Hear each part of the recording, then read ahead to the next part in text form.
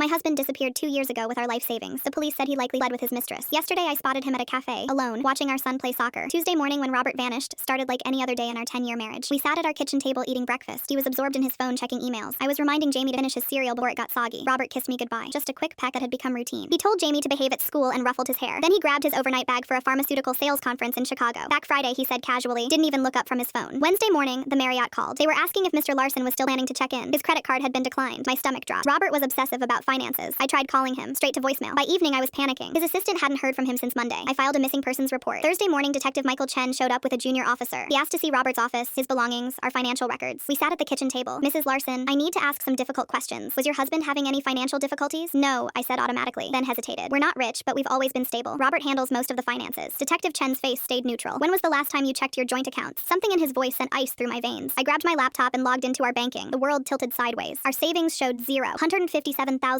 we'd saved for Jamie's college fund. Gone. The checking account had $843, barely enough to cover the mortgage. This isn't possible, I whispered, but there was no mistake. Robert had systematically emptied every account over 2 weeks before vanishing. The safe deposit box with my grandmother's jewelry, empty. The life insurance policy, lapsed 3 months earlier. 5 days later, Detective Chen showed me flight records. Robert had bought a one-way ticket to Mexico City, not Chicago. Phone records revealed hundreds of texts to Melissa Klein, a new sales rep at his company. She'd also skipped the conference. Her apartment was vacated the same day Robert disappeared. I'm sorry, Detective Chen said. All evidence suggests your husband planned this with Ms. Klein. Just like that, I became a single mother with a mortgage and an 8-year-old asking where daddy went. The first 6 months were a blur. I sold our house and moved into a 2-bedroom apartment. I took any freelance graphic design work I could find, often working until 2 a.m. after Jamie fell asleep. Jamie developed anxiety, started therapy, had nightmares screaming for his father. Detective Chen kept checking in. Michael, as he told me to call him. He helped with the legal nightmare of abandonment, connected me with affordable childcare, co-signed our lease when Robert's destroyed credit-blocked applications. During that first year, our relationship became friendship. Michael came to Jamie's soccer games, picked Jamie up when my deadlines were tight. His presence became natural. 14 months after Robert left, Jamie asked me a question. Is Detective Mike your boyfriend? I nearly tripped. What? No, honey. He's just a friend. Jamie kicked at a pebble. Dad's never coming back, is he? I don't think so, buddy. I think he made a choice to start a different life. Detective Mike wouldn't do that. He always says goodbye even when he's going to the bathroom. I laughed despite myself. I think he should be your boyfriend, Jamie declared. He makes you laugh again. And he fixes my bike without getting mad. 2 years after Robert disappeared, Michael and I were carefully building something together. Jamie started calling him Mike instead of Detective Mike. I'd gotten a permanent design position. We'd moved to a bigger apartment with a yard for soccer practice. Life had found a new normal. Not what I planned, but maybe better. Then I saw Robert. Saturday at Jamie's soccer game at Riverside Park, where Michael volunteered as assistant coach. I was running late, struggling with our apartment's ancient washing machine. I hurried toward field 3, scanning the sidelines. That's when I spotted him. Robert sat alone outside the Daily Grind coffee shop, ordering the bar. Sunglasses despite the cloudy day. Baseball cap below. But I'd recognize him anywhere. The way he tilted his head when focusing, the finger drumming against his thigh. He was watching Jamie on the field, completely focused on our son who had no idea his father was 20 yards away. For 2 years, I'd imagined Robert on beaches with Melissa spending our money. The reality of him sitting alone watching from a distance was so unexpected. I walked over and calmly sat down next to him, enjoying the game. He went white, his coffee cup clattered. Caroline, please, I can explain. I smiled and leaned back. You have 60 seconds before I call Mike. He's the assistant coach, number 7 on the sideline.